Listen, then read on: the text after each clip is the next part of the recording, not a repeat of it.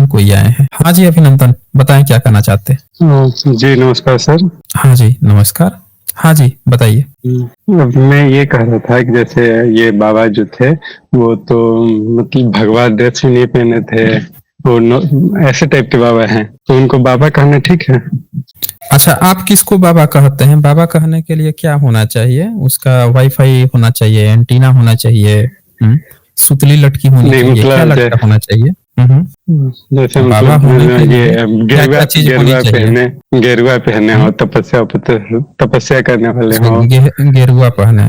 तब ब्राह्मण जो सुतली लटका के रहता है, वाईफाई एंटीना लगा के रहता है, वो कौन सा गेरुआ पहनता है कमर के ऊपर? ब्राह्मण जो है वो कैसा कपड़ा पहने रहता है ऊपर? वो कोई नहीं कपड़ा पहन रहा था, नॉर्मल जो सब पहनते हैं। तो फिर कैसा बाबा वही, चाहिए लेकिन आपको? अरे नहीं, वो मैं नहीं कर रहा हूँ। जो प्रवचन करने वाला है, यज्ञ करने वाला, वो सब जो होते हैं वो तो पहने होते हैं ना, गेरुआ वस्त्र और ये सब चीज। अच्छा, तपस्या करते प्रवचन रहते हैं, खाना कम प्रवचन खाने पे किसका रखते शब्द है? हैं। प्रवचन किसका शब्द है? तो इतना नहीं मालूम है, प्रवचन इतना किसका शब्द, क्या प्रवचन जो शब्द है तो शब्द है। प्रवचन जो शब्द है वो कौन सी भाषा का शब्द है? भाषा इतना नहीं पता है हमको सर, इतना भाषा के बारे में थोड़े हम वैज्ञानिक थोड़े हैं भाषा का या कुछ भी अच्छा, मतलब। भाषा वैज्ञानिक नहीं है, ब्राह्मण है ना, हाँ, तीर्थिका है, तीर्थिका है आप। तीर्थिका क्या होता है? तीर्थिका वो ही तो क्या असली होता है शब्द नहीं है पता है। आपका। अच्छा, ब्राह्मण क्या इसका होता मतलब क्या है? होता है? अब ब्राह्मण क्या होता है? ब्राह्मण का जाति है, जैसे बहुत सारे भारत में जाति है वैसे। अच्छा, ब्राह्मण एक जाति है, मतलब आप जो है ये सिद्धांत को मानते हैं कि ब्राह्मण जो है वो जन्म से ब्राह्मण होता है, इस सिद्धांत को मानते हैं? हाँ तो क्या है, अपने कुल खानदान में होंगे तो होंगे नहीं। हमारे यहाँ बहुत बिहार से अच्छा हम तो कोयरी लोग होता है, तो अपने खानदान में होता है तो कोयरी कुशवाहा कोयरी कहते ही है, मौर्य लोग होते कहते ही हैं, तो वैसे ही ब्राह्मण मतलब खानदान में तो ब्राह्मण मतलब कहेंगे ही। आप ये कह रहे हैं कि आपके पिता जो है ब्राह्मण थे इसीलिए आप ब्राह्मण बन गए, उनके परदादा ब्राह्मण थे इसीलिए आप ब्राह्मण, मतलब ब्राह्मण एक जाति है, आप इस बात को मानते हैं, है ना? हाँ, खानदान से चला आ रहा है, हाँ, पीढ़ी अच्छा, दर पीढ़ी खानदान से। मतलब ऐसे। अच्छा, खानदान से चला रहा है। तो ये बताइए सबका कि होता है ये। पीढ़ी दर आपका भी पीढ़ी कुछ न और कुछ क्या? होगा। अरे हम लोग ये सब मानते नहीं है ना, ये सब आप लोगों का काम है ना मानना जुनना।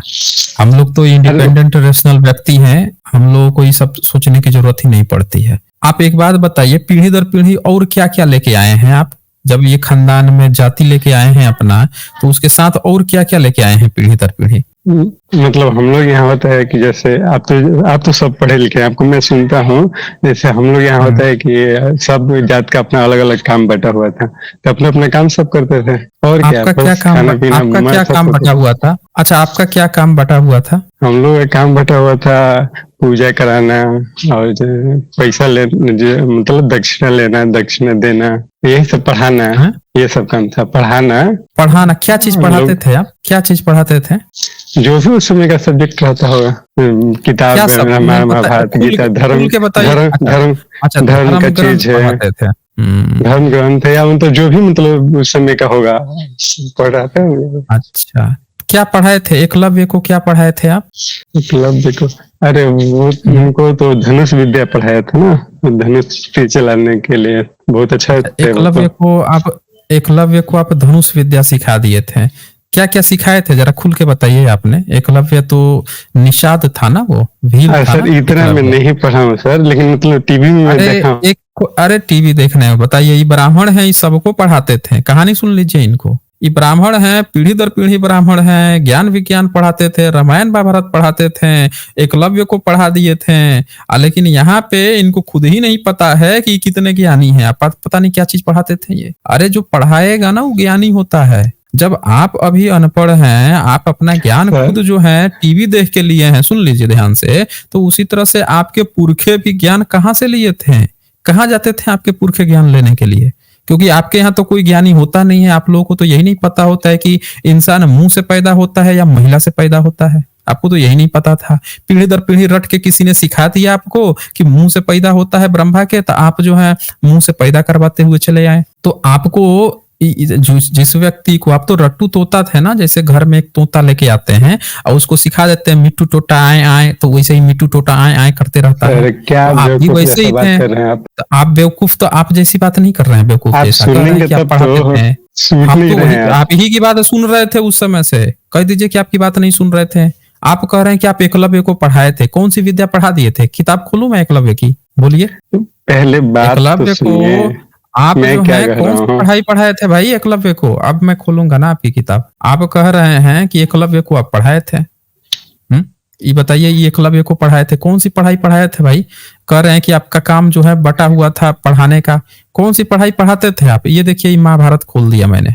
अभी हम चेक करेंगे कि इनका काम जो है पढ़ाई वाला बटा हुआ था। ये तो खैर काल्पनिक कहानी है, रियल प्रैक्टिकल ग्राउंड में कभी किसी को पढ़ाए हैं अभिनंदन ब्राह्मण देखिए, तीर्थिका? अभी हम्म अभी क्या है कि अभी संविधान के हिसाब से चलते हैं, तो इसमें सब काम हम कर तो सकते हैं, संविधान आपका भी काम कर तो सकते हैं। संविधान के अकॉर्डिंग मतलब चलते हैं, तो इसका मतलब ये है ना कि आपका जो धर्म ग्रंथ है उससे बड़ा जो है बाबा साहब का संविधान है कि नहीं है?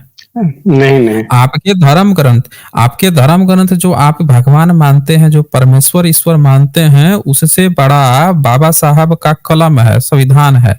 ये बात मानते हैं कि आपके 33 करोड़ देवी देवताओं से भी बड़ा बाबा साहब की किताब है? बोलिए। नहीं नहीं, ऐसा कुछ नहीं है। सुनिए बात, ऐसा कुछ नहीं है तो कैसे आप उसमें संविधान, अपने उसमें भगवान की बात छोड़ हमको के आप संविधान की बात मानने लग गए? अगर ऐसा नहीं हमको है तो आजादी कैसे? मिली है कि हम अपना धर्म मान सकते हैं, संविधान में ही लिखा है ना।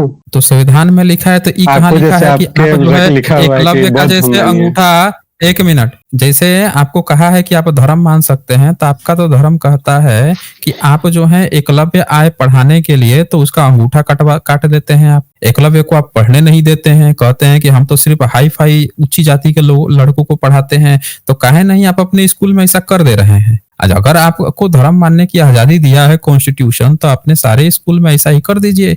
कोई भी SC ST OBC का बच्चा जाए तो कहिए कि नहीं, हम तो सिर्फ जो है राजपूत भूमिहार को ही पढ़ाते हैं, ब्राह्मणों को पढ़ाते हैं, बाकी किसी जाति को नहीं पढ़ाते हैं। कह के देखिए, अंगूठा काट लीजिए, शंभू को वध करा के देख लीजिए, इस समय कर दीजिए।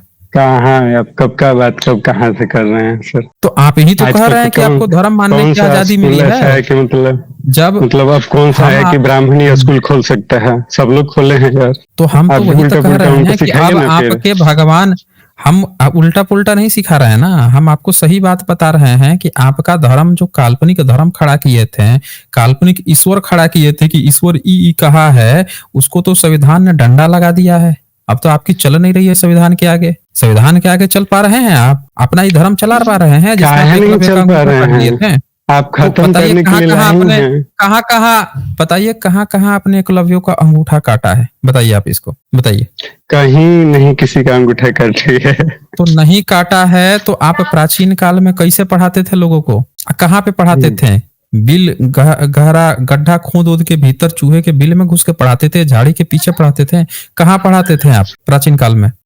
पेड़ के नीचे कोई वो आश्रम रहता था। अच्छा, आश्रम रहता था। तो आश्रम जो है किस चीज का बनाते थे? मिट्टी का, झोपड़ी का, मिट्टी का, झोपड़ी का। आपको पता है पेड़ के नीचे 4,500 लोग बैठ के 5,000, पढ़ता था। हाँ 5,000 साल। अच्छा, पढ़ता था पेड़ के नीचे बैठ के? का चीज से पढ़ता था, कैसे पढ़ता था? मतलब स्लेट रखता था, कॉपी पेन रखता था, कंप्यूटर रखता था पेड़ के नीचे, क्या चीज रख के पढ़ता था उसमें? हाँ, जैसे पहले जमाने में लोग जैसे पढ़ते थे वैसे पढ़ते थे। वो बोला जाता है कि कुछ पत्ते पे बताइए। लिखा जाता था पहले चीज, फिर अच्छा पत्थर पे लिखा जाता था। तो वैसे ही धीरे धीरे सब अच्छा जैसे भी पढ़ते अच्छा। पढ़े गया हो। तो हाँ, तो ये पत्थर पर पेड़ के नीचे बैठते थे, आप पत्थर पे लिखते थे। सुन लिया आप लोगों ने? पेड़ के नीचे बैठते थे, पत्थर पे या पत्ते पे लिखते थे। ऐसा कोई पत्ता और पत्थर मिला है जो पेड़ के नीचे बैठ के आप पढ़ाते थे? मिला है क्या? मतलब हम थोड़े के पता करने गए हैं, जो तो नहीं सुने मिला है जाते तो हैं ये चीज आपको है। पता कहाँ से सुने हैं ये बात? अरे टीवी रामायण महाभारत कितना चलता रहता है सर। सुन लिया आप लोगों ने? ये ब्राह्मण जो है इतने ज्ञानी हैं कि अपना ज्ञान टीवी से लेके आते हैं। आई बोल रहे हैं कि इनके पिताजी लोग पढ़ाते थे। अरे आपके पिताजी लोग को अकल बुद्धि नहीं था भाई, अकल बुद्धि नहीं था। ये आप लोगों ने किताब में क्या लिखा है? मनुस्मृति पढ़ा है कभी? वो पढ़ा तो है कि बहुत नहीं पढ़ा बढ़िया है? किताब है, थोड़ा सा पढ़े हैं। अच्छा, मनुस्मृति जो है इनकी बहुत बढ़िया किताब है। सुन लिया आप लोगों ने? थोड़ा सा ही पढ़े भी हैं। तो थोड़ा सा पढ़े हैं तो आइए हम थोड़ा सा और हम भी पढ़ा देते हैं आपको। जब पढ़े हैं हम तो जानते हैं आप वो सब चीज निकालेंगे उसमें जो पता नहीं और क्या क्या कहाँ से क्या निकालेंगे? कि SC ST को मार देना चाहिए, क्या करना चाहिए, अच्छा। उसमें सब लिखा हुआ है। वो सब चीज पढ़ाएंगे आप। अच्छा, बहुत बढ़िया किताब है मनुस्मृति। सुन लिया आप लोगों ने? बहुत बढ़िया किताब है मनुस्मृति। अब इनकी किताब ना हम लोग खोल ही लेते हैं ना, हम जब बहुत बढ़िया किताब है आई सर पढ़ाते थे तब छोड़िए पता ना चल जाएगा ना अभी। किताब, काहे छोड़ दे, किताब छोड़ देखे काहे दे कैसे, भाई। अरे इतने साल से सुनिए आप बात पढ़ाते सुनिए, आए हुए, इतने साल से आप पढ़ाते आए हुए भाग काहे रहे हैं मनुस्मृति का नाम सुनते हैं भाई, बात बुखार सुनिए। काहे तो लगने एक तरफ लगता है। आप अपना किताब खोल दीजिए, हम्म? एक तरफ मेरा खोल दीजिए, नहीं भागूंगा। चलिए चलिए आपकी भी किताब खोल देंगे, बिल्कुल आपकी किताब खोलेंगे, एक ऐसी एक बात तरफ नहीं है कि अपनी आपकी किताब किताब आप नहीं खोलेंगे। खोलिए, ठीक है, जो भी धर्म हम्म। मानते होंगे, और एक तरफ मेरी, हम लोग कोई फिर धर्म, हम हम बात लोग कोई करेंगे। धर्म, हम लोग कोई धर्म नहीं मानते ना, हम लोग तो एथिस्ट हैं, हम कोई धर्म नहीं मानते। हम लोग जो हैं अच्छा, सिर्फ जो ईश्वर में प्राकृतिक विश्वास चीजें हैं नहीं वही करते आप मानते लोग। हैं। हम लोग अंधविश्वास पाखंड में थोड़े विश्वास करते हैं, ये जिसका धंधा तो होगा वो भगवान तो करेगा। है ना जी, विश्वास मत करिए है तो तो क्या हो साबित, गया। है तो साबित कर दीजिए ना, कहे नहीं साबित कर पा रहे हैं आप साबित जो क्या करना, हैं। मतलब है तो है, हैं? अच्छा एक बात बताइए तो है कि आप भगवान। कहाँ हैं, साबित कीजिए ना, हम वही तो खोज रहे हैं कि एक भी व्यक्ति जो है वो कर दे साबित, साबित कर दे ना, साबित कर दीजिए, साबित कर देंगे आप हैं। ये देखिए साबित इन्होंने किसी, इन्होंने क्या लिखा है, ये साबित जरा कैसे पढ़िए करेंगे, तो हम जरा। देखे थोड़े हैं। अच्छा रुकिए, रुकिए रुकिए एक मिनट जरा रुकिए आप, रुकिए ये जो है इनकी बड़ी बड़ी अच्छी किताब है मनुस्मृति, जरा इनको पढ़ाते हैं हम लोग। ये किताब है मनुस्मृति, चैप्टर 10 का 92 नंबर श्लोक है। जरा एक बार हिंदी पढ़ के बताएंगे क्या लिखा है, हिंदी जरा एक बार पढ़ के बताइए तो अभिनंदन। एक सेकंड सर रुकिए, विमर्श वाला की ना, विमर्श अरे से इस बचपन में 92 कहाँ नंबर से? नहीं दिख रहा है आपको, विमर्श से ऊपर भाई, उसके ऊपर न लिखा हुआ है, हिंदी उसके ऊपर लिखा है। अच्छा, पढ़ के एक बार जरा। आपत्ति में पड़ा हुआ भी ब्राह्मण मांस, लाख और नमक को बेचने से तत्काल पतित होता है, और दूध बेचने से 3 दिन में शूद्र होता है। अच्छा ये बताइए कि दूध बेचने से कोई व्यक्ति 3 दिन में शूद्र कैसे हो जाएगा भाई, क्या प्रोसेस होता है दूध बेचने में या शूद्र होने में, ये बताएंगे जरा आप हमें। देखिए मैं बार बार बोल रहा हूँ कि एक तरफ आप अपना किताब खोल लीजिए, फिर हम बात करेंगे। ये कोई अरे बात भाई ही तो नहीं हमने हुई, आपकी किताब, जमाने की लिखी हुई बात को अभी आप हमको पढ़ा रहे हैं। देखें सुनिए सुनिए, हमारी जबानी लिखी हुई किताब नहीं है, ये आपके ब्राह्मण का किताब लिखा है, और भारत सरकार का इस पर मुहर है, और भारत के जो ASI है, आर्कियोलॉजिकल सर्वे ऑफ इंडिया, उसकी मुहर है, प्लस बिहार गवर्नमेंट के जो शिक्षा मंत्री हैं उनकी भी मुहर है इस पे। तो आप ना हमको कहानी मत सुनाइए कि ये हमारी किताब है, तो ये आप कहेंगे तो वो भाग गए क्या, ये देखिए भागे नहीं, आ गए ये, आ गए ये हमको कहानी मत सुनाइए आप हमें कि आपकी किताब है। नहीं, आप मुहर कहिएगा है तो तो फ्रंट उसका पेज मतलब ओपन क्या करके है? दिखा दूंगा, हम वो भी दिखा देते हैं ना, मुहर है तो क्या मतलब है, हम फ्रंट पेज खोल के दिखा देते हैं ना आपको। आप जो है इतना रो रहे हैं, हम फ्रंट पेज खोल के दिखा देते हैं। देखिए government of India archaeology survey of India, देख लीजिए ये, और ये देखिए यहाँ पे ध्यान से, आप ऐसे थोड़े भागने देंगे आपको। हरिदास संस्कृत ग्रंथ माला मनुस्मृति, देखिए यहाँ पे मुहर है आर्कियोलॉजिकल सर्वे ऑफ इंडिया का। टीकाकार देख लीजिए मणि प्रभा, सभी मणि प्रभा टीका जो सबसे बेस्ट आप लोग मानते हैं, पंडित श्री हरगोविंद शास्त्री। और ये कौन है, श्रीमान आचार्य बद्रीनाथ वर्मा, शिक्षा मंत्री बिहार राज्य, ये प्रकथन लेखन दिए हैं, बिहार राज्य के शिक्षा मंत्री हैं बकायदे, और इसका टीका कौन किया है, हरगोविंद शास्त्री।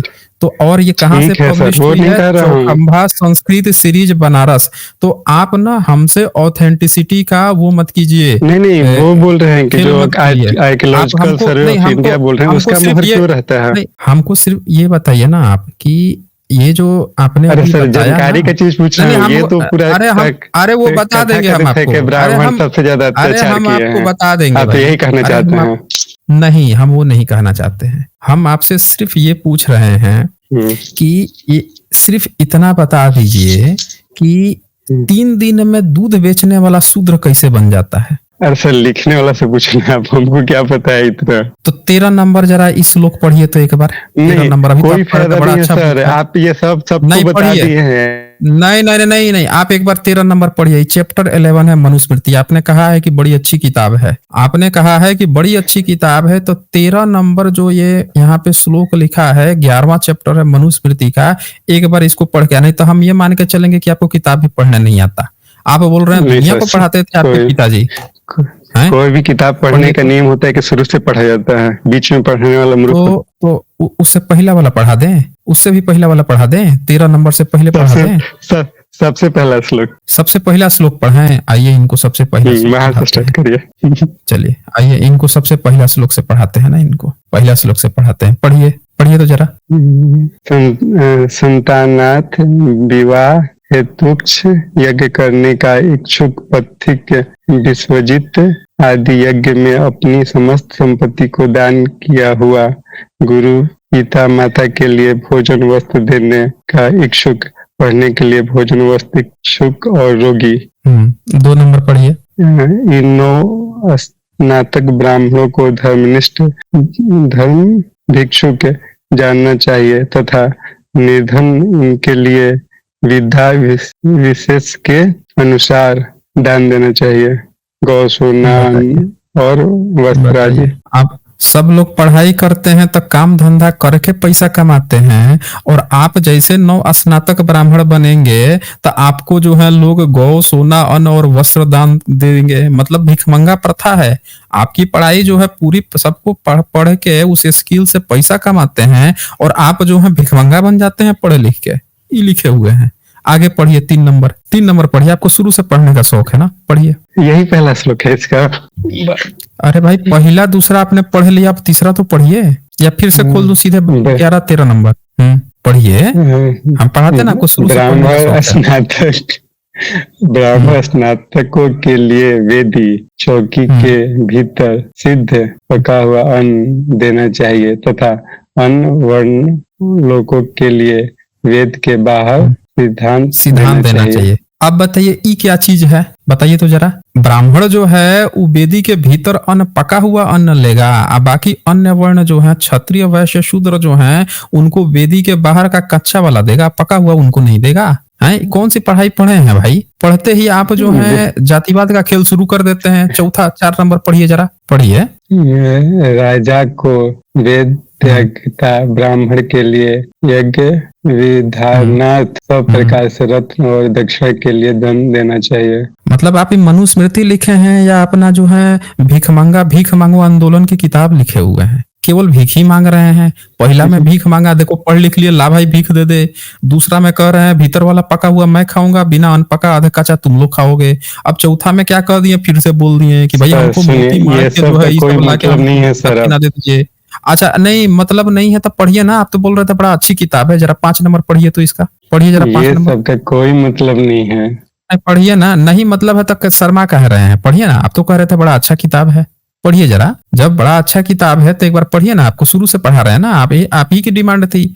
हम तो जो बोले उसको आपको पढ़ने में शर्म आ रहा था। पढ़िए जरा 5 नंबर पढ़िए तो। एक बार विवाह कर स्त्रियों जो ब्राह्मण दूसरे से धन नहीं कहा गया। एक बार विवाह कर स्त्रियों के ब्राह्मण दूसरे से धन मांगकर द्वितीय विवाह करता है, उसे केवल स्त्री भोगमात्री फल होता है, क्योंकि उस स्त्री में उत्पन्न संतान को धन देने वाले की होती है। मतलब आपको ये कह रहा है ना कि आप एक विवाह कर लिए, फिर आपको दूसरी बीवी भी शादी करनी है। आप तो हैं भीख मांग मांग के खाने वाले, दूसरे को कहाँ से खिलाइएगा? तो फिर आप भीख मांगने जाएंगे, भीख मांग के फिर दूसरी शादी करेंगे, तो उसका जो बच्चा पैदा होगा ना, तो जिसे भीख मांग के लाए हैं बाय डिफॉल्ट उसका कहलाएगा। समझ रहे हैं ना? मतलब बच्चा पैदा करेंगे आप, लेकिन भीख वाला है वो लेके जाएगा। तो आगे पढ़िए, 6 नंबर पढ़िए। हम आपको पढ़ाते हैं ना शुरू से आपकी किताब कि आप लोगों ने क्या क्या लिख रखा है, पब्लिक को पता चले। जब पढ़िए 6 नंबर भी पढ़ लीजिए। जो मनुष्य वेद ज्ञाता तथा पुत्र स्त्री आदि परिवार से युक्त ब्राह्मण के लिए सब धन भूमि स्वर्ण अन्न आदि देता है, वह मरकर स्वर्ग को भोगता है। मतलब आप कितना चतुर चालाक हैं बताइए। आप बोल रहे हैं कि धरती पे जितना मनुष्य है वो ब्राह्मण को गाय गौ भूमि अपनी जमीन दे देगा, अपना सोना चांदी दे देगा, अन्न देगा, उमर के स्वर्ग मिलेगा। मतलब धरती पे स्वर्ग आप भोगेंगे और उसको ख्वाब दिखा रहे हैं कि जा भाई तुझे जन्नत में मिलेगा। ये सब मतलब आप जो है यही सब पढ़ाई पढ़ाते थे क्या? यही मनुस्मृति है आपकी? अच्छा देखिए सर, जो मनुष्य लिखा हुआ है, अच्छा एक बात बताइए। अच्छा अभिनंदन ब्राह्मण, एक बात बताओ। हम आपसे कहें कि एक काम करो, अपना आपके घर का जितना जमीन है, आपके घर का जितना पैसा सोना चांदी है, सब जो है एसजे को दे दो, लाओ यहाँ पे, सब हम लोगों को रेशनल लोगों को दान करके चले जाओ, और आपको ना जब मरोगे तो आपको स्वर्ग मिलेगा। तो बताओ कि आप इस बात को मान लोगे? बोलो।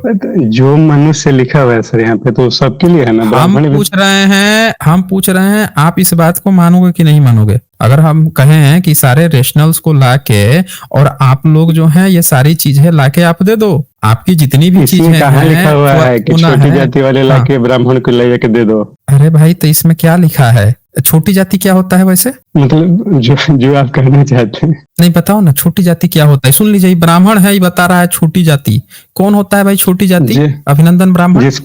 जिसको आप लोग बोलते हैं कि बहुत जुल्म किए हुए हैं हम लोग, अरे भाई हम क्यों वही बोलेंगे? ना जब आप आपके बोलते मुंह से हैं। निकला है छोटी जाति, देख लीजिए इनके घर में जो जबान रहती है, ब्राह्मण के घर में छोटी जाति, वो जबान तुरंत निकल गई। जो छोटी जाति है, कौन छोटी जाति है भाई? अरे अभिनंदन बताएं जरा यहाँ पे। आप बोलते हैं अरे सर, बताओ ना। एस सी एस टी अरे सर, आप नहीं है। नहीं, हम लोग छोटी जात बड़ी जात नहीं बोलते हैं, ये आप लोगों का खेला है। छोटी जात बड़ी जात इन लोगों के घरों में प्रैक्टिस होती है। अभिनंदन के घर में प्रैक्टिस होती है कि Bahujan Samaj, SC ST OBC, even क्षत्रिय और वैश्य सबको ही क्या कहते हैं? छोटी जात कहते हैं। और इनके मुंह से यहाँ पे तपाक से निकल गया है कि जो छोटी जाति है, मतलब इन्होंने अपनी जाति ही बड़ी बना के रखी हुई है। ये देख लीजिए, अब पढ़ने में इनको शर्म आ रही है।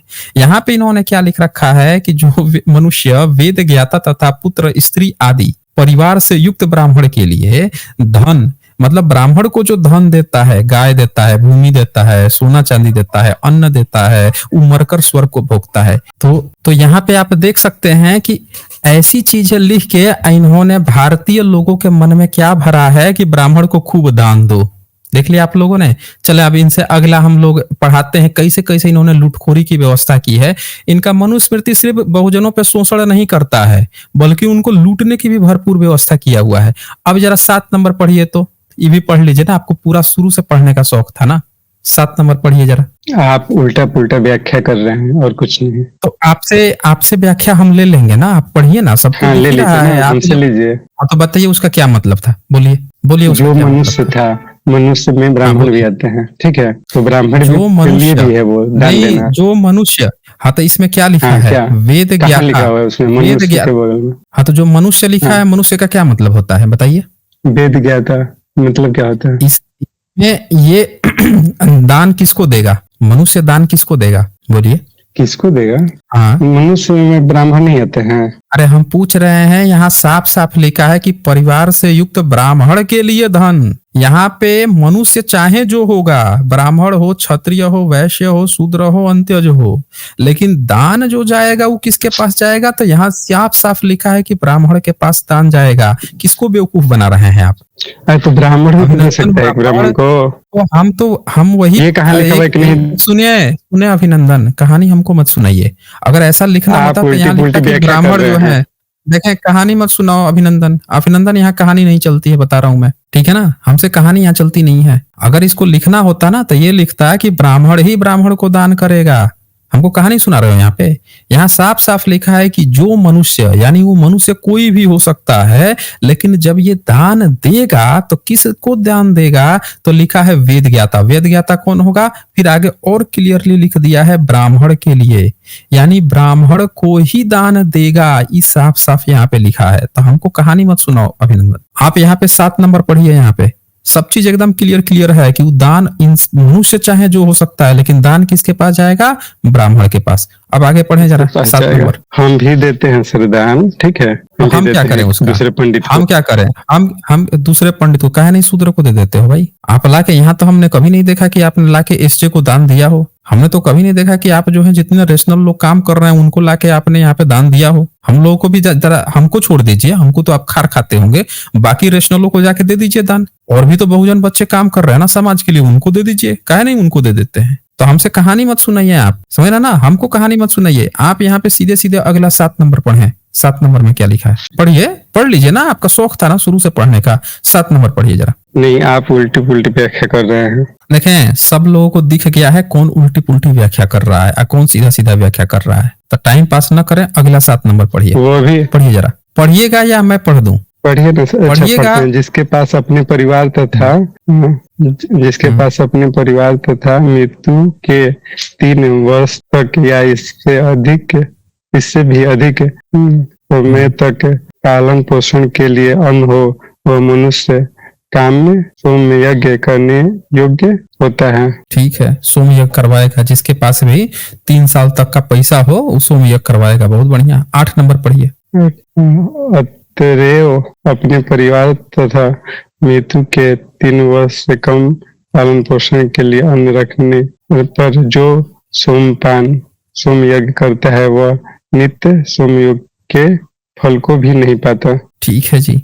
सर ये तो कितना अच्छा अच्छा बात है, कम पैसा है तो जग अच्छा मत करो, अच्छा ज्यादा अच्छा पैसा बात है तो है। जग करो। अच्छा कौन अच्छा और अच्छा क्या, बता रहे हैं आप भी ना। तो यही कहते अरे हो कि अभी ज्यादा। अभी अरे भाई अभी पढ़ाते हैं ना, ये सोम यज्ञ करवाएगा कौन, जरा ये बताइए हमें। ये सोम यज्ञ करवाएगा कौन, कौन करवाएगा सोम यज्ञ? अरे तो आप भी तो यही नहीं कहते हो कि हमको पैसा दो, हम सब नहीं हम रसूल बनाएंगे। नहीं हम तो कहते ही नहीं है, हमने तो आज तक नहीं कहा है किसी से कि हमको पैसा दो। अभी बोलते हम जाते आपकी हैं। तरह भीख मंगे, हम आपकी तरह भीख मंगे थोड़े ही हैं, हम आपकी तरह भीख मंगे नहीं है ना, हम लोग स्वाभिमानी व्यक्ति हैं।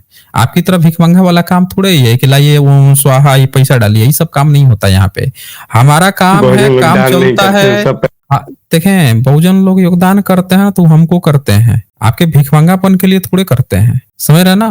वो आपके भिखमंगापन के लिए नहीं करते हैं, और वो इसके लिए नहीं करते हैं कि लाके यज्ञ हवन कुंड करो, उसके लिए नहीं करते हैं।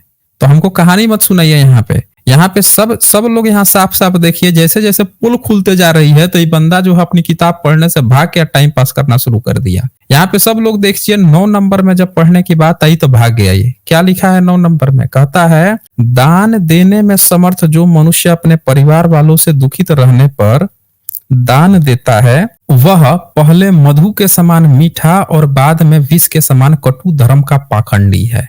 ठीक है, मतलब ये तो इन्होंने बोल दिया है कि दान देने में समर्थ जो मनुष्य है वो अपने परिवार वालों के दुखित रहने पर यश तथा प्रसिद्धि के लिए दान देता है, वह पहले मधु के समान मीठा है और बाद में विष के समान पाखंडी कटु पाखंडी है।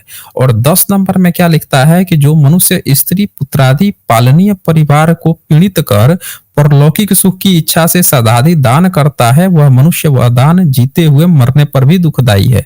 बहुत बढ़िया बढ़िया बात इन्होंने लिख दिया, सब लोग देख लिए। अब आइए इनकी असल कहानी इनकी कैसे अब शुरू होती है। ये देखिए इनकी कहानी शुरू होती है अब यहाँ से 11 नंबर और 12 नंबर। इन्होंने पहले क्या प्रोग्राम बनाया इस चैप्टर में, ये कहा कि ब्राह्मण को दान दो, सोना दो, गाय दो, चांदी दो, जमीन दो, सब लिख दिया। फिर क्या कहा 3-3 साल पे यज्ञ कराओ, पैसा है तो हर 3 साल पर सोम यज्ञ कराओ, यज्ञ कराने के लिए ब्राह्मण को बुलाओगे, ये गारंटी हो गई। अब क्या कह दिया यहाँ पे कि घर में पीड़ित उड़ित है दान करो न करो सब कह दिया। अब 11-12 नंबर पे क्या कहता है और आगे अब क्या कहेगा 13 नंबर पे आपके होश उड़ा देगा। जो ये बंदा पढ़ने से भागेंगे, ये मैं कह रहा हूं इसको पढ़ने से ही बंदा भाग जाएगा, टाइम पास करने लगेगा। अभिनंदन, अब जरा 11 नंबर पढ़ो आप। हमने तो 10 नंबर तक पढ़ा दिया आपको, अब 11 नंबर पढ़ो जरा यहाँ पे। ऊपर वाला 2 श्लोक अच्छा था ना, ये बताओ। उसी का नीचे लिखा हुआ है ना, पढ़े ना, अभी बहुत अच्छा था, पढ़े ना जरा, पढ़े ना, उसी के बाद लिखा हुआ है नीचे, पढ़िए। यह करते हुए क्षत्रिय का विशेषकर ब्राह्मण यज्ञ यदि एक यज्ञ से धन भर के कारण पूरा नहीं हो रहा है तो राजा के धर्मात्मा रहने पर वह ब्राह्मण या क्षत्रिय यज्ञ करता बहुत पशु वाले पाक यज्ञादि नहीं करने वाले तथा सोम यज्ञ से भी हीन जो वैश्य हो उसके परिवार से बाकी यज्ञ के पूर्ण होने के लिए धन वाले ऐसे करने वाले क्षत्रिय या विशेषकर ब्राह्मण यज्ञकर्ता को धर्मात्मा राजा काहे भाग काहे गए भाई, पूरा काहे नहीं पढ़े, क्या हो गया, इसका हवा खराब हो गई क्या? ये बोल रहा है नहीं। हम बताइए, देखिए इनके होश उड़ गए, इनके पढ़ने में होश उड़ गए। कह रहे हैं कि बताइए ना क्या लिखा हुआ है। ये ब्राह्मण जो है दावा कर रहा था कि इनके पीढ़ी दर पीढ़ा पढ़ा के आते हुए थे, हमसे पूछ रहे हैं कि बताइए ना क्या लिखा हुआ है। यहाँ पे लिखा हुआ है, अभी आपका किताब क्या कह रहा था, अभी आपकी पृष्ठभूमि तैयार हो रही थी कि सब लोगों को यज्ञ कराना चाहिए। किससे कराना चाहिए? ब्राह्मण से करना चाहिए, ब्राह्मण को दान देना चाहिए। अब यहाँ पे क्या कहता है वो कि अगर आपके पास पैसा नहीं है, यज्ञ कराना तो आपको है, लेकिन आपके पास अगर पैसा नहीं है तो आपको क्या करना है कि जाइए किसी वैश्य के यहाँ, उसके यहाँ चोरी कीजिए, बलात्कार कीजिए, धन लेके आइए, तब उस धन को ब्राह्मण को देकर यज्ञ कराइए। फिर आगे क्या कहता है ब्रैकेट में, ऐसा करने वाले क्षत्रिय या विशेषकर ब्राह्मण यज्ञकर्ता को धर्मात्मा राजा उत्तराक्त दंडित नहीं करे। अब इसमें नाम भी दे दिया कि अब ये काम क्षत्रिय से भी कराइए, वो भी जाए किसी वैश्य को लतियाए, लावे, व्यापार कर करके पैसा मोटा ऐंठ के बैठा हुआ है, पैसा नहीं दे रहा है हमको, लाए चल छीन के लाए, न दे तो बलात्कार करके लेके आए। तो और ब्राह्मण भी यही काम करे, विशेषकर ब्राह्मण लिखा हुआ है कि यज्ञकर्ता ब्राह्मण लेके आए। और राजा क्या करे, ऐसे ब्राह्मण को दंड भी न दे। हाँ भाई, आपको अधिकार है, आप तो किसी भी वैश्य का छीन के धन लेके आइए और लाके आप यज्ञ कीजिए, आपको सब माफ है। अब ये बताओ आप हमें, इसके बाद से ये बोल रहे थे ना बड़ा अच्छा है, 2 श्लोक पढ़ाया 11-12, अब 13 नंबर भी जरा एक बार पढ़ा देते हैं। ठीक है, अब ये 13 नंबर है, इस 13 नंबर को जरा अभिनंदन एक बार पढ़ दीजिए। तो ये भी पढ़ के लगे हाथ सुना दीजिए, सब लोगों का कंफ्यूजन ये भी दूर कर दीजिए, पढ़िए।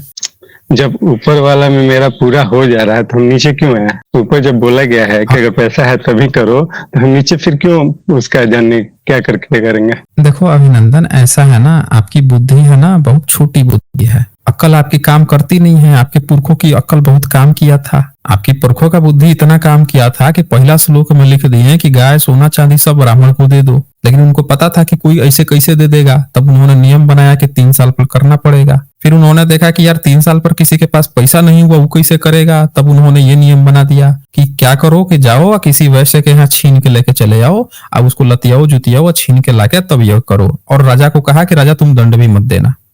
फिर आपके पिताजी ने और उससे भी चालाक थे, कहे कि यार केवल वैश्य का छीना जाएगा। और आगे बढ़ते हैं अब 13 नंबर श्लोक में, जिसको पढ़ने से शर्म आ रही है आपको। यहाँ पे क्या लिखता है कि यज्ञ 2 या 3 अंगों से धनाभाव के कारण, यानी आपको जो है अब कराना है यज्ञ, 3 साल पे तो कराना पड़ेगा भाई यज्ञ, लेकिन आपके यहाँ तो धनाभाव हो गया, पैसा तो है नहीं, कैसे करोगे आप? तो कहता है पूरा नहीं हो पा रहा है तो उसकी पूर्णता के लिए वैश्य के यहाँ से धन नहीं मिलने पर, अब वैश्य का पहले नियम था कि जाइए वैश्य को लतियाए जुतियाए छीन के लेके आइए, अब जब वहां से नहीं मिलेगा तब क्या कहता है आगे, बलात्कार या चोरी से धनवान शूद्र के यहाँ। अब शूद्र तो गरीब होता है, धन रखने का अधिकार नहीं है। अब खोजिए कि कौन शूद्र धनी है, उस पर डोरा डालिए और उसके यहाँ जाके बलात्कार या चोरी से, यानी शूद्र मतलब पिछड़ा वर्ग, अदर बैकवर्ड क्लास, ओबीसी, उनके यहाँ से धन लावे, क्योंकि शूद्र का यज्ञ से कोई संबंध नहीं होता है। अब ये देख लीजिए यहाँ पे 2 शब्द साफ साफ लिखा है, क्या लिखा है, क्योंकि शूद्र का यज्ञ से कोई संबंध ही नहीं होता है तो उसके यहाँ से छीन के धन लेके आइए, अगर वैसे के यहाँ से अगर चोरी करके छीन के लाने पर नहीं मिलता है। अब अभिनंदन ये जरा बात बताइए कि ये आपके जो पिताजी लोग हैं पीढ़ी दर पीढ़ी जो ढो के लेके आए हैं, ये क्या चीज, ये क्या मतलब है इसका, जरा बताइए तो जरा। तो इससे ये साबित होता है कि शूद्र के पास भी धन होता था। तो ये देख लिया आप लोगों ने, ब्राह्मण जो है, जब कहा जाएगा कि ब्राह्मण से कंक्लूजन निकालो, तो ब्राह्मण का ये कंक्लूजन है कि इससे पता चलता है कि शूद्र के पास धन हो। इनको पढ़ने भी नहीं आता है, बताइए ब्राह्मण ऐसे कंक्लूजन निकालता है। यहाँ पे क्या लिखा है, साफ साफ लिखा है कि वैश्य के यहाँ से धन नहीं मिलने पर बलात्कार या चोरी से धनवान शूद्र के यहाँ, मतलब ऐसा शूद्र आपको खोजना है जो धनवान हो, उसके यहाँ से धन लावे। और क्या लिखा है, क्योंकि शूद्र का यज्ञ से कोई संबंध नहीं होता। और ये भी साफ साफ लिखा है कि शूद्र का यज्ञ से कोई संबंध नहीं होता तो शूद्र के यहाँ से धन छीन के लेके आइए, चोरी कीजिए। अब चोरी को ये क्या बता रहा है कि ब्राह्मण चोरी करेगा, डकैती करेगा, व्यभिचार करेगा, तो इसकी जो चीजें हैं ये सब मान्य है। और ये व्यक्ति को शर्म तक नहीं आ रही है, बोल रहा है कि हम ब्राह्मण हैं, पीढ़ी दर पीढ़ी यही पढ़ा के आए हुए हैं। सोच लीजिए ना। और इसने यही नहीं बात रखी है, इन्होंने आगे ये तक भी कह दिया है कि इवन क्षत्रिय के यहाँ से भी, देखें 14 नंबर में कह दिया, जो ब्राह्मण या क्षत्रिय 100 योग करने योग्य धन के अग्निहोत्र नहीं करता हो, 1 सहस्त्र गौ या उतना धन होने पर सोम यज्ञ नहीं करता हो, ऐसे ब्राह्मण या क्षत्रिय परिवार से यज्ञ 2 या 3 अंगों से नहीं पूर्ण होता तो यह कर्ता ब्राह्मण बलात्कार या चोरी से धन लाया में, मतलब क्षत्रिय के घर से भी चोरी करके या बलात्कार करके उसके यहाँ से भी लेके आना है धन, तब यज्ञ करना है। इन्होंने किसी को नहीं छोड़ा है, मतलब क्षत्रिय को भी नहीं छोड़ा है। तो आप सब लोग देख लीजिए कि अच्छा यज्ञ में क्या होता है अभिनंदन, यज्ञ कैसे होता है, जरा यही ना पब्लिक को एक बार बता दो आप, यज्ञ होता कैसे है, क्या चीज उसमें जरूरत होती है जो आपको इतनी चोरी करने की जरूरत पड़ रही है? इसमें साफ साफ लिखा हुआ है कि शूद्र के पास हम पूछ रहे हैं, हम पूछ रहे हैं आपसे कि हमसे कहानी मत सुनिए कि शूद्र की, कहीं नहीं लिखा है कि शूद्र के पास धन होता है। इसमें ये लिखा है कि जो धनवान शूद्र है, खोज लो कि कौन धनवान है, उसके यहाँ से छीन के लेके आना, क्योंकि गरीब के यहाँ तो मिलेगा ही नहीं, ये लिखा हुआ था। हमसे कहानी मत सुनाओ अनपढ़ ब्राह्मण। इतना अनपढ़ ब्राह्मण मैंने आज तक नहीं देखा। हम जो पूछ रहे हैं उससे बताओ कि भाई आपके यज्ञ में ऐसा कौन सा खर्चा आता है, ऐसा क्या चीज खर्चा करते हो जिसके कारण आपको चोरी करनी पड़ रही है, और चोरी को धर्म और डकैती को धर्म बनाना पड़ रहा है, और बलात्कार को धर्म बनाना पड़ रहा है। बताएं आप हमें, ऐसा क्या क्या चीज खर्चा होता है भाई? यज्ञ में क्या चीज डालते हो जो खर्चा हो जाता है, जिसमें पैसा लगता है भाई, जिसके लिए आपको ये चोरी जैसा अनैतिक कर्म करना पड़ रहा है? पहले भी शूद्र धनी होते थे, इसका मतलब यही है। इसमें कहीं नहीं लिखा है कि पहले भी शूद्र धनी होते हैं। इसमें यह लिखा हुआ है कि जिसका यज्ञ से संबंध नहीं होता है उसके यहाँ से धन छीन के लेके आओ। वो ब्रैकेट करके लिखा है कि धनवान शूद्र, समझ ना, वो ब्रैकेट में लिखा हुआ था। हमको कहानी मत सुनाओ, यहाँ पे लिखा हुआ है कि शूद्र का यज्ञ से संबंध नहीं होता। इससे ये पता चलता है कि शूद्र जो है ओबीसी पिछड़ा वर्ग, वो ब्राह्मण संप्रदाय का कभी था ही नहीं। और वो उसके बारे में भी लिखा है, वैश्य के बारे में भी, कि जो वैश्य यज्ञ को नहीं मानता, यानी बहुत सारे वैश्य जो हैं यज्ञ नहीं मानते थे, ये भी लिखा हुआ है इसमें। तो आप ना हमको कंक्लूजन अनपढ़ गंवारों की तरह मत पाओ। पूछ रहा हूँ उसका हमें बताओ, नहीं बताओगे तो हम कंक्लूड करते हैं। यज्ञ कैसे होता है जरा ध्यान दीजिएगा। ओबीसी एससी एसटी के बच्चों को घी खाने को नहीं मिलता है, और ब्राह्मण उनके सामने 5 किलो 2 किलो घी मंगा के उनके सामने आग में जला देता है। नारियल माँ के नारियल बच्चे नहीं खा पाते हैं, नारियल आग में जलाता है, उनके सामने घी जलाता है। इससे बड़ा मूर्खतापूर्ण रिवाज आपने कहीं देखा है? इतना ढपोर शंख जाहिलियत भरा मतलब कर्मकांड आपने कहीं देखा है कि घर में बच्चों के खाने के लिए घी नहीं है, आंखों के सामने 5 किलो घी जो है सुबह से शाम तक लेके मार करछुल में लेके डाले जा रहा है, आंखों के सामने फूंकते जा रहा है। और इस प्रथा को ये देख लीजिए, अनपढ़ ब्राह्मण, क्यों बाबा साहब ने कहा था कि ब्राह्मण ब्राह्मण होता है। जिस भी मूवमेंट में जाएगा, कहीं भी ले लोगे, बुद्धि उसकी उतनी परिपक्व होती नहीं है। चोरी को इस बंदे ने यहाँ पे चोरी को चोरी नहीं कहा। आप देख लीजिए, आपके सामने एकदम ब्राह्मण का एकदम साक्षात उदाहरण है। अभी यहाँ पे कोई एससी एसटी ओबीसी होगा तो तुरंत कह देगा कि नहीं सर ये तो गलत है, तुरंत कह देगा। क्यों? क्योंकि जो एससी एसटी ओबीसी लोग होते हैं उनको वो बहुत भोले भाले होते हैं, उनको इस बात की परख होती है कि गलत मतलब गलत है। लेकिन ब्राह्मण अनपढ़ हो या चाहे पढ़ा लिखा हो, वो धूर्त का धूर्त ही होता है। आज सामने ये एग्जाम्पल अभिनंदन है। इतना पढ़ाया, इसके मुंह से एक शब्द कहीं निकला कंक्लूजन में कि नहीं ये किसी के यहाँ से चोरी करके तो नहीं लाना चाहिए यार, छीन के झपट के बलात्कार करके तो धन नहीं लाना चाहिए, मुंह से निकला नहीं। इसने क्या कंक्लूजन निकाला कि शूद्र लोग जो है वो धनी होते थे। अब धनी होते थे तो तुम्हारे यज्ञ से क्या मतलब है उसका? वहां तो लिख रखा है तुमने कि क्योंकि शूद्र का यज्ञ से कोई संबंध नहीं होता है, और उसके यहाँ से धन छीन के लेकर मंगा रहा है तुम, वैश्य के यहाँ से छीन के मंगा रहा है तू। तो ये सब लोग देख सकते हैं कि इन्होंने यही नहीं लिखा, आगे ये भी लिख दिया है, राजा को भी कह दिया है कि भाई राजा तुम जो है, राजा जो है वो भी लिख दिया है कि राजा उनको वो मत देना। 19 नंबर श्लोक ये देखिए 19 नंबर में कहता है, जो मनुष्य दुष्टों से धन लाकर, दुष्ट कौन है तो 11 से लेके 18 तक, यानी कि शूद्र को कह रहा है, वैश्य को कह रहा है, और उन क्षत्रियों को कह रहा है जो यज्ञ नहीं कराते, उनको कह रहा है कि दुष्टों से धन लाकर सज्जनों के लिए देता है। सज्जन कौन हो गए तो देखिए, यज्ञ साधक ऋत्विक, जो यज्ञ कराता है वो सज्जन हो गया, और जो यज्ञ नहीं कराता है वो दुष्ट हो गया। डेफिनेशन देख लीजिए इसकी। वह अपने को नाव बना उन दोनों, धन वाले को धन के पुण्य मार्ग में लगाने और उसे पुण्य को बढ़ाकर धन स्वामी को तथा दान देने वाले यज्ञादि को पूरा कर होने से अपनी आपत्ति को दूर करके दान देने वाला पार कर देता है। यानी ये साफ साफ यहाँ पे कह रहा है कि छीन के लाओगे, चोरी करके लाओगे तो भी आपका माफ है। किसका? ब्राह्मण का। 18 नंबर में क्या कहता है, इन आपत्तियों जो अभी तक आपने देखा के उपस्थित होने पर क्षत्रिय ब्राह्मण के धन को कदापि नहीं लावे। क्षत्रिय जो है ब्राह्मण के धन को नहीं लावेगा, किंतु निषिद्ध यानी चोरी आदि कार्य करने वाले तथा विहित यज्ञ वेदाध्ययन दान आदि कार्य नहीं करने वाले ब्राह्मण के भी धन को क्षत्रिय लावे। कह रहा है कि ऐसे जो क्षत्रिय हैं, जो जो चोरी वोरी करते हैं, ही करते हैं, उनका क्षत्रिय तो धन ले आवेगा यज्ञ करने के लिए, लेकिन जो यज्ञ वेदाधन उनका मत चोरी करना। आगे क्या कहता है, नीचे यहाँ पे लिखा हुआ है, उक्त प्रकार 11, 19, 17 से चोरी या बलात्कार से धन लाने वाला आपत्ति में पड़ा हुआ व्यक्ति धर्मात्मा राजा के द्वारा दंडनीय नहीं होता। यहाँ पे ये साफ साफ यहाँ पे लिख देता है कि जो कोई भी क्षत्रिय, वैश्य, शूद्र से जो धन छीन के लाता है, चोरी करके लेके आता है, उसको राजा दंड नहीं देगा, वो दंड का अपराधी नहीं है, क्योंकि ब्राह्मण ने चोरी करवाया है यज्ञ करने के लिए। सब लोग देख लीजिए, सामने सामने लिखा हुआ है, ये है इनकी मनुस्मृति। तो चलो अभिनंदन, बहुत हो गया आपका, सब लोग देख लिया आपकी कहानी। ये है ब्राह्मणों की कहानी।